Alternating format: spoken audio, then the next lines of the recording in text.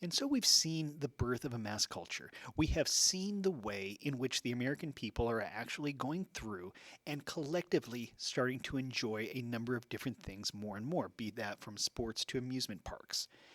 And essentially, now we're going to look at how that culture spread, how it started in different areas of the country and would then move outward, how it would change the entirety of the nation to the point that we have the culture that you and I know, understand, and enjoy to this very day. So we're looking now at the spread, no longer just the birth, but the spread of a mass culture. To start off with, we're going to talk about something that, while it does still exist, people don't see nearly as much as they used to. And that's going to be newspapers. We're going to see the beginning of the mass circulation of newspapers. Now, once upon a time, printing was not that easy. And as a result, there weren't a lot of newspapers actually printed. In fact, they were usually printed as what were called broadsides, which would then be posted like a poster for people to read, publicly. But now we're going to see the ability of the cheaper paper we talked about previously and the faster printing processes that we mentioned before. We're now going to see those combine to become the newspapers of the 20th century that are going to go essentially everywhere exceedingly cheaply and really have a huge impact on American culture. Okay, now newspapers entertained Americans. It wasn't just sports, it wasn't just activities, but the newspapers were also there for the American people. You think about it, it wasn't just the information that you were receiving. Newspapers included opinion pieces, they included things like comic strips, they included all the various aspects of life that people were interested in, and that could be everything from solid news to gossip. Look at the way today, in regards to television, which is sort of the successor to the printed media, that you have everything from like CNN to TMZ. So newspapers were there for the American people. It was not just for their information, their edification, but it was also for their entertainment. And because people were more and more interested in the various newspapers, the publishers of these newspapers changed their papers in order to attract more readers. Because the more people who wanted to read your newspaper, the more people would purchase it. The more people who purchased it meant you made more money. And in all honesty, that was the name of the game. The publishers of these different newspapers wanted to sell as many copies as possible so that they would be making the maximum profit on their newspapers. And the way they changed things is that they moved from basically just having very dull headlines stating what happened to what are referred to as sensational headlines. They went through and they tried to create a variety of ways to put just in the top line of the paper a statement that would get the reader's attention, that would make the person just walking by the newsstand who happened to see that headline want to stop and read what was in that particular newspaper that day. An example of this was in 1889. 1889, we had a massive flood in a place called Johnstown in Pennsylvania. And there was a great deal of destruction, pretty serious loss of life, and things like that. And you could have had a headline that just said, flood in Johnstown. That would have completely explained what the article was about. But one newspaper, in speaking of the Johnstown flood, went with the headline, "The Valley of Death," in all capitals. So the idea was this made people think, wow, what's going on in this article? They really wanted to go through and purchase the paper so that they could read that article to find out the information. The publishers had hit on a combination. It is today, in regards to the internet, it would be referred to as clickbait, where you go through and you see something, you click on it, and the article may or may not really have anything to do with that. But in this case, it was the ability to try and get readers, to try and get people to buy their paper, and what's more, to build up a feeling of loyalty to a particular newspaper, that you read this paper, not that paper. And you would go through and you would continue to do things along these lines. They even devised promotional stunts. Okay, they went through and they would do various things just to get people's attention. It is the newspapers at this time is the reason so many things cost like $6.99. The idea was they got together with some of the different shop owners in some of the big cities and changed the prices. These prices then meant people had more change in their pocket after they bought something, and as a result, had the penny or 2 pennies or however much it cost to buy a newspaper at that time. So it was all done with the purpose of trying to increase the readership, trying to increase the circulation, trying to increase the sales for a particular newspaper. And they went to great lengths to continue to improve this. It was an ongoing issue for them. One of the publishers at this time was a guy by the name of Joseph Pulitzer. He was the owner of the New York World. And he was the guy who came up with the idea of the larger paper on Sundays. Now, that used to be pretty standard. You had the normal size paper all week, and then the Sunday paper was usually twice as thick. It had twice as much stuff in it. It had circulars, it had the comics were in color and things like that. So Joseph Pulitzer went through and he came up with this idea. He thought he could get more sales for the Sunday paper because it was thicker. And what's more, he was right. More people bought it because it was thicker, and it also meant he could charge more for it. You could charge twice as much, and more people bought that than the regular day papers. So as a result, again, this was an attempt to build up brand loyalty. It was an attempt to sell newspapers. It was an attempt to make Joseph Pulitzer money, and it worked phenomenally well. Now, in addition to Joseph Pulitzer, there was another very famous newspaper magnate at the time, a guy by the name of William Randolph Hearst. Now, he owned a newspaper called the New York Morning Journal, and he also owned a paper called the San Francisco Examiner, which still exists to this day, I believe. He tried to outdo Pulitzer by making up and exaggerating various stories. He was the one who will be talking about the Spanish-American War. He sent reporters to Cuba and had exaggerated stories of the horrors of war and whatnot to increase readership of his paper.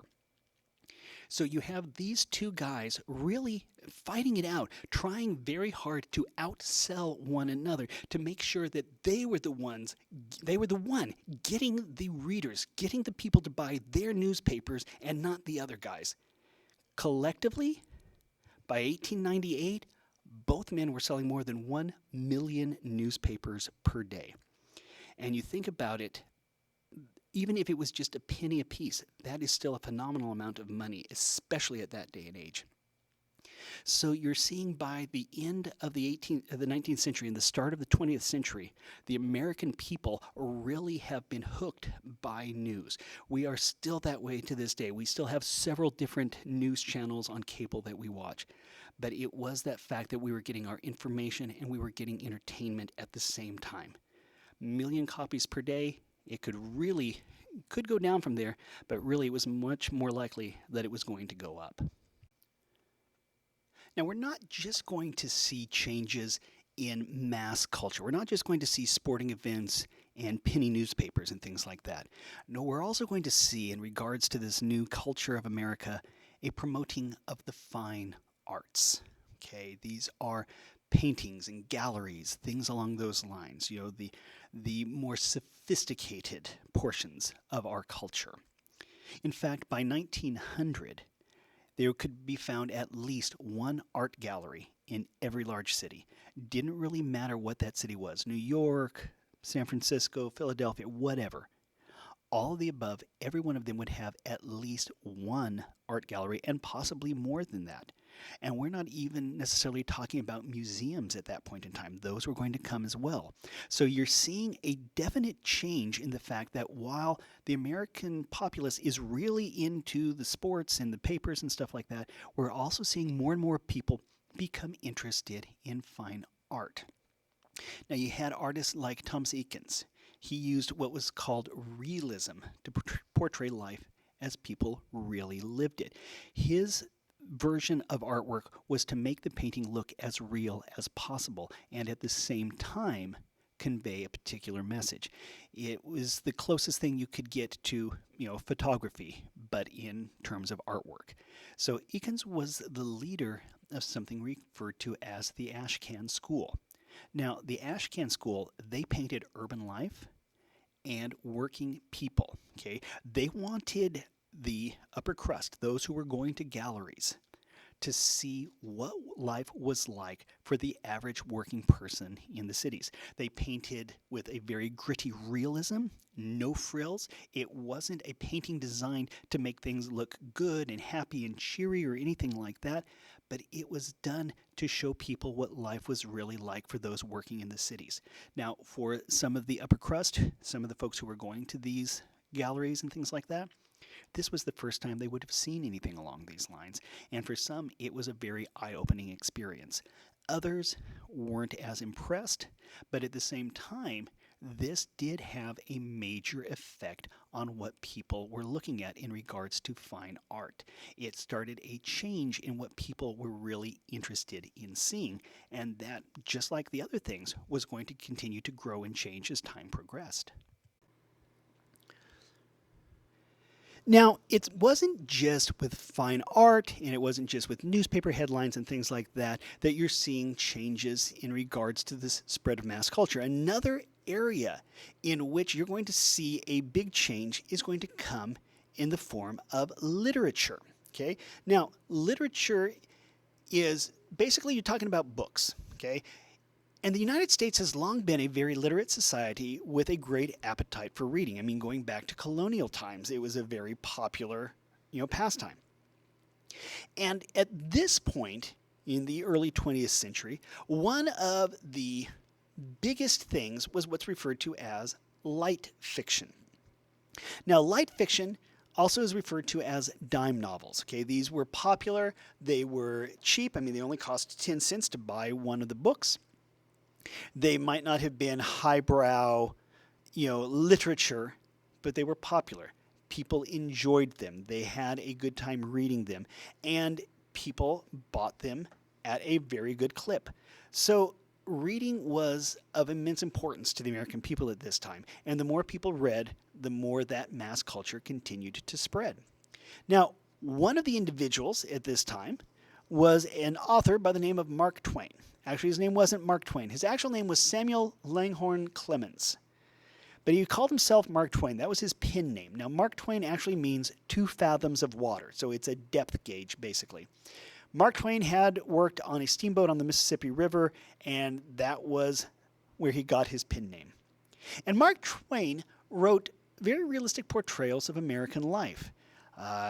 In the 1840s and beyond. One of the more famous short stories he wrote was called The Celebrated Jumping Frog of Calaveras County, and that was just basically set over in the foothills. Now, his novel, The Adventures of Huckleberry Finn, became a classic of American literature, okay? And it is still read in schools all over the country to this very day. It is considered one of the preeminent, truly American novels that people read. The efforts of these galleries and these libraries to go through and try and raise public taste, they weren't always successful. Or at least they didn't always succeed in the way that the individuals intended. Galleries and libraries are still of great import all over the nation to this very day. But it was the attempt to try and go through and raise the cultural standards. The American people have a tendency to not really care so much about what is considered high culture, so much as they like what they enjoy. And so as such, trying to get these tastes to a different level might have been an uphill battle, but it did result in a number of changes. If nothing else, the rise of the public library, for people to be able to go and get books and read whatever they fancied, essentially free of charge. Many Americans had no interest, shouldn't say not, I apologize for that. Many Americans had no interest in high culture. Many were not that interested in going to some kind of museum or a gallery or things like that. African Americans and others were often denied access to cultural institutions. Again, as I've said several times in regards to this particular section, or this chapter rather, got to learn your history, warts and all. So while there was this attempt to change America in such a way as to increase the culture thereof. Didn't succeed the way that some people intended, but it did end up creating the culture which you and I know today and are still watching expand by every moment.